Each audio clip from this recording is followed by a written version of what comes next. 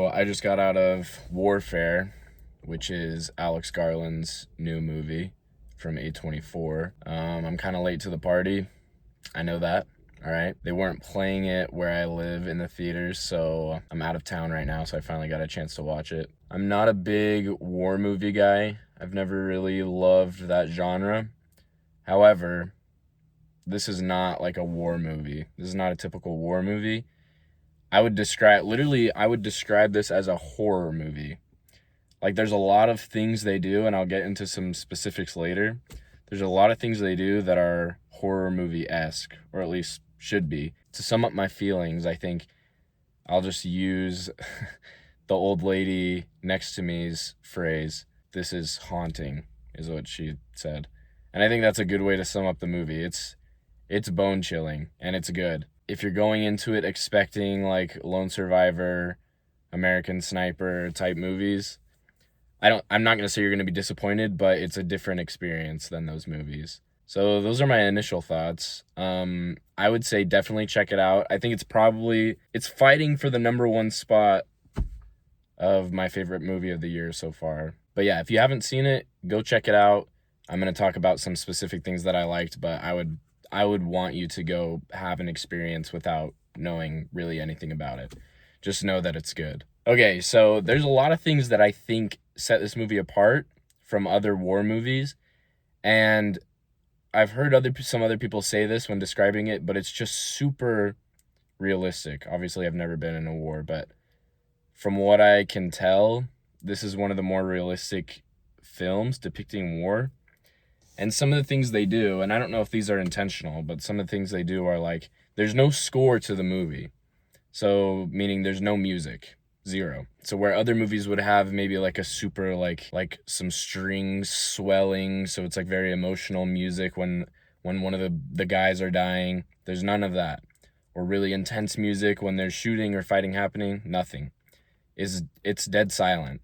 All you can hear is gunshots in the distance, shouting, and then some, screaming and pain. This feels legit, like it's actually happening. So that was one thing. And then there's just some other like really little things, like for example, Will Poulter. So this is really a big spoiler. There's a bomb that goes off, dust goes everywhere. Will Poulter is breathing in a bunch of dust. And then for the rest of the movie, his voice is kind of like dry, like he's been breathing in dust for the last 10 minutes. It's just like a small thing. And I don't know if they did that intentionally, but it was things like that was like really set apart this movie from other war movies. Another thing is how people react to pain. Like there's some scenes in this where they're trying to help out a guy who's been wounded. And in other movies you'd hear like, some grunts, maybe some masculine grunts when they're doing that. But no, man, these people are like screaming in pain, which I think is probably how it would go. For me, at least, that's how it would go. The opening scene of this movie, I think, was genius. And some people might watch it and be like, what's the point of this? The first shot is it's like a Buns of Steel type video with all these like sexy ladies. And it just shows all the guys and they're like watching this video and they're all getting super hyped to it. And then it's like they're like having a dance party.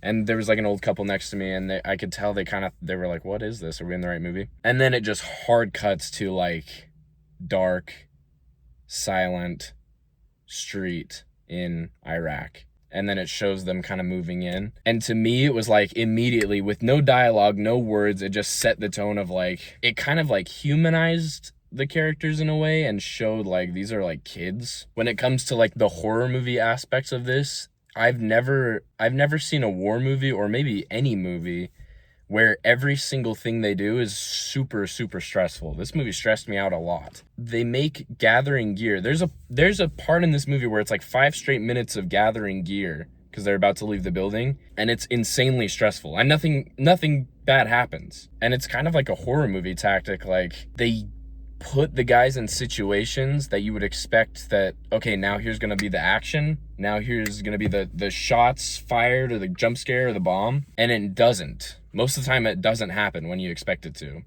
And so you want that tension released. You're like, oh, they're in this room. Oh, the window, somebody's going to start shooting through the window. No, it doesn't happen. Then they go back in because they have to get the guy's bags. Oh, they're going to shoot him through the window. Nothing happens. And so it's building this tension, but it never releases that tension. So you're just, the whole time you're just tense. You're just waiting for something to happen. So it will just release that feeling, and it doesn't. I recommend Warfare. I give it a 4.5 out of 5. Alex Garland, sorry for everything I said bad about you. You know, a broken clock is still right twice a day. So, yeah.